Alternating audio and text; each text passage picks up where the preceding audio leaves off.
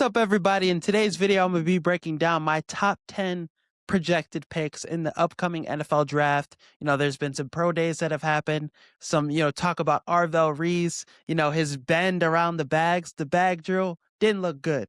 But that's still, in my opinion, one of the best players in this draft class, somebody that's going to be a game changer in the NFL. So I'm going to break down pick by pick and give you my prediction for which player will go to that team. Let's start off with pick one. This is obvious. Fernando Mendoza. I'm excited to see the back shoulder throws between him to his new connection, Brock Bowers. That's going to be elite in the red zone. His mechanics are pretty good. Mendoza is getting a lot of flack as of late. People are saying Ty Simpson's better than him. I'm not one of those people. I think Mendoza clearly is the best quarterback in this draft. And I think he's the guy with the best shot to lead a franchise to relevancy. The Raiders have been looking for that. They've been chasing that stardom of Derek Carr in his heyday. They really haven't had good quarterback play. Mendoza will provide them that, especially with the infrastructure he now has. Tyler Linderbaum, Clint Kubiak. I think he's going to be exactly what the Raiders need him to be. Not going to wow you with, his athleticism. He doesn't have those traits, but he has the most important traits. Tom Brady, some comparisons to him in terms of, his game, how he plays the game. Cerebral, very technically sound. That's how he's going to play. Not going to be, Caleb Williams, Jaden Daniels, these other type of quarterbacks, Drake May even. Pick two, Arvell Reese to the Jets. I think this is somebody that you build a defense around. He could play as an edge. I know he said he's an edge, but he could play as an edge. You can move him around. Micah Parsons like. Still, regardless of what he did in that drill, still the best defensive player in this draft class, I think. The tape is amazing with him at Ohio State. The speed, his play recognition, he's reading plays before it's even happening. He's very smart, and the talent is off the charts. So I think this is somebody that could be the Micah Parsons of this Jets defense, a building block for the future. So give me him to the Jets at pick two. Pick three, Arizona Cardinals. I think they go with David Bailey. This is the best pass rusher in this draft class.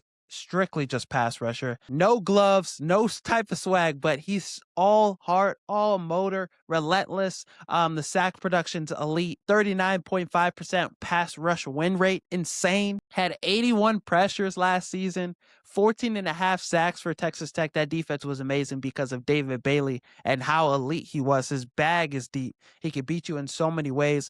Quickness with power, the rip, the swim. He could do all that. His bag is deep. Where the Cardinals are right now, they're just trying to stack young pieces on this team. They're trying to add talent to this roster.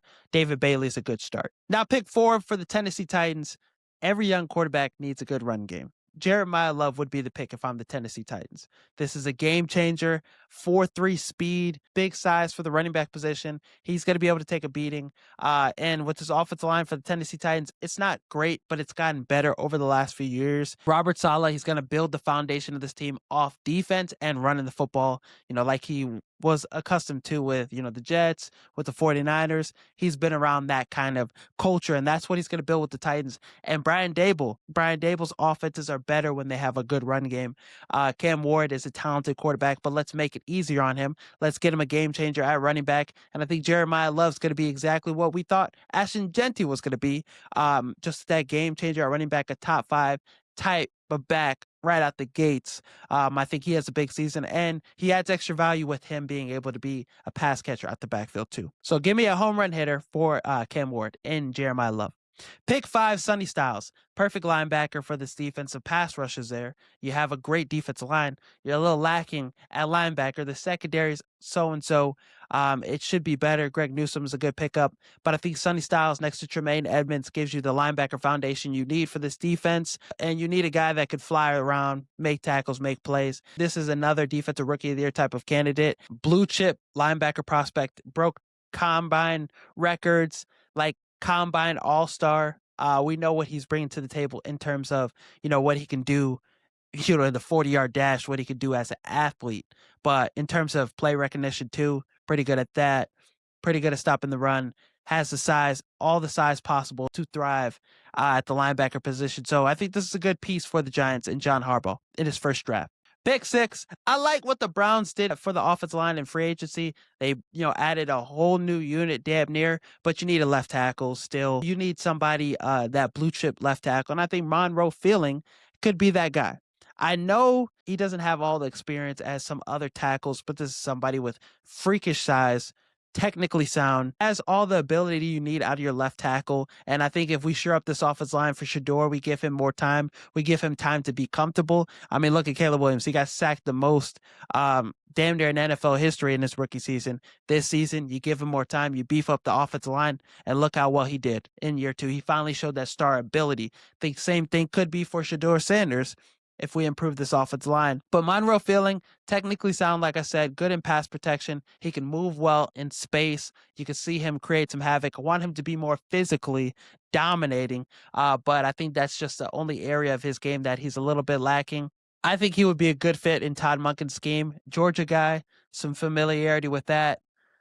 Both guys, I don't think they crossed over though, but both guys, Georgia Bulldog guys. So I think he'll fit the culture and what Todd Monken wants to do. So give me Monroe Filling to the Browns.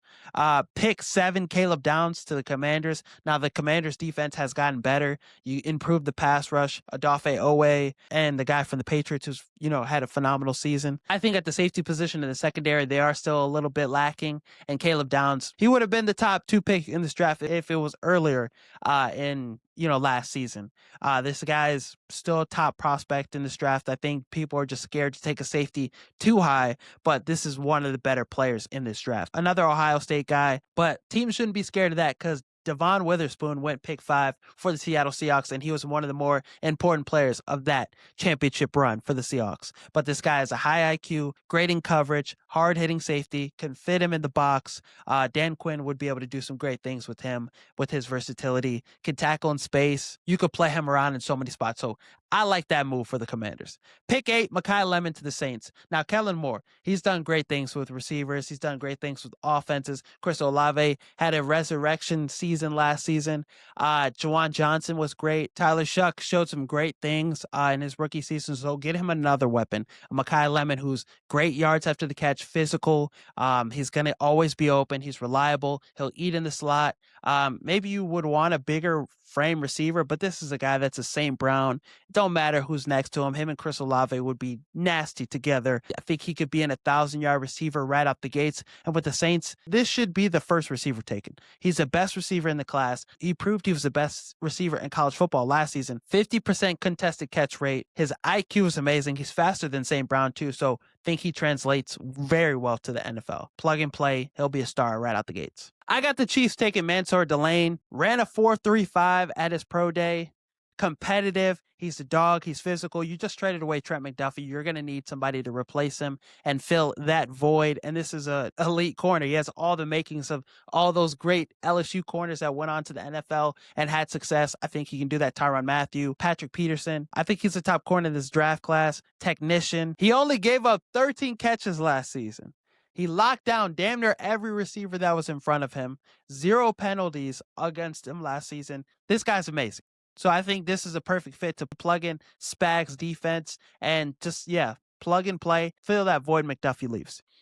Pick 10, this is an ideal situation for the Bengals. Getting Ruben Bain, I know he has the T-Rex arms. People are going to talk about his arms, but this is a game changer at the pass rusher position. That's the only reason he's fallen to this spot. It's his arms. He can bull rush you. He has all the ability to beat left tackles, even at a disadvantage, like I said, with his arms. So don't read into that too much.